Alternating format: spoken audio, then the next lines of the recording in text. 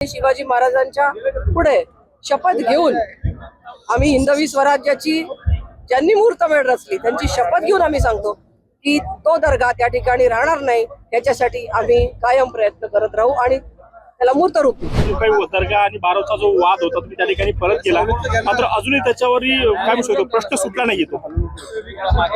पण सर, या ठिकाणी जी पांडवकालीन बारव म्हणजे बावडी आहे,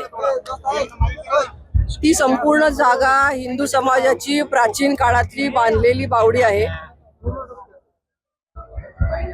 त्याचे शिलालेख तपासले, तिथलं गोमुख बघितलं, अन्य पुरावे बघितले, ह्याच्यावरून लक्षात येते की ती जागा कोणाची आहे. पर त्या जागेवर सरकारी मालमत्ता म्हणून नाव असताना सुद्धा त्याचं वक्फ म्हणून नोंद कशी होऊ शकते, हा माझा प्रश्न आहे. कुठल्याही सरकारी जागेला वक्फ म्हणून डिक्लेअर करता येत नाही. त्या ठिकाणी दर्गा, कब्रस्तान हे नव्याने निर्माण होत आहे. तक्रार करून सुद्धा परत परत निर्माण होत आहे.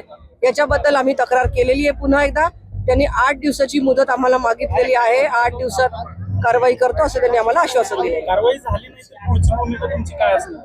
मोठ्या प्रमाणात आंदोलन उभं केलं जाईल.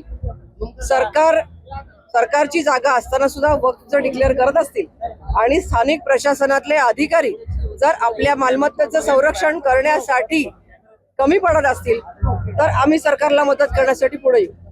साहेब, परंतु स्थानिक प्रशासनाचे अधिकारी याच्यावर नियंत्रण का ठेवू शकत नाही? वाद झाल्यानंतर त्यांना विचारण्याचा प्रश्न आहे, हा मला विचारण्याचा प्रश्न नाही.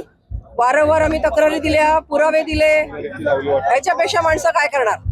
आणि जे हिंदू कार्यकर्ते, नागरिक, सर्वसामान्य नागरिक ज्या वेळेला तक्रार करतात त्यांच्यावरच गुन्हे दाखल करायचे, त्यांनाच वारंवार पोलीस स्टेशन मध्ये बोलून अडकून ठेवायचं, हा कुठला कारभार आहे? त्याच्यामुळे या सगळ्या गोष्टीला आम्ही गांभीर्याने घेतलेला आहे.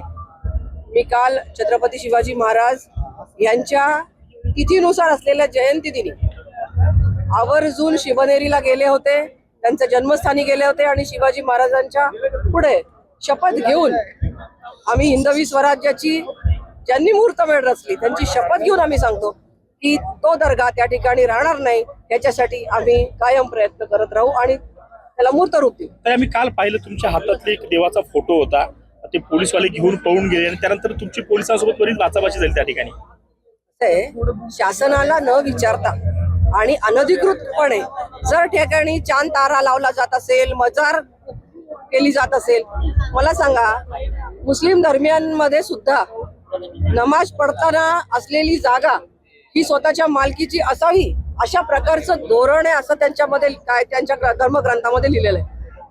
असं असताना त्यांच्या धर्मग्रंथाला सुद्धा न मानवणारं, सरकारच्या नियमांना न मानवणारं असं कुठलंही कृत्य त्या ठिकाणी घडत असेल तर मग न विचारता जर तिथे धर्मस्थळ बनू शकतं त्यांचं, तर आमचं का नाही बनू शकत? केंद्रापासून राज्यापर्यंत, दिल्लीपर्यंत आपलं सरकार आहे, तरी देखील तुम्हाला आंदोलन करावं लागतं, विरोधी पक्षासारखी तुम्हाला एक भूमिका मांडावी लागते. हे तुमचं अपयश नाही का असं नाही वाटत? इथे पक्षाचा काही संबंध नाही. स्थानिक प्रशासन जर त्या ठिकाणी सक्रिय नसेल आणि योग्य प्रकारे योग्य ती कृती आणि वेळेत करत नसेल तर आम्ही अग्रेसिव्ह होऊ, हे मी या ठिकाणी सांगू इच्छितो.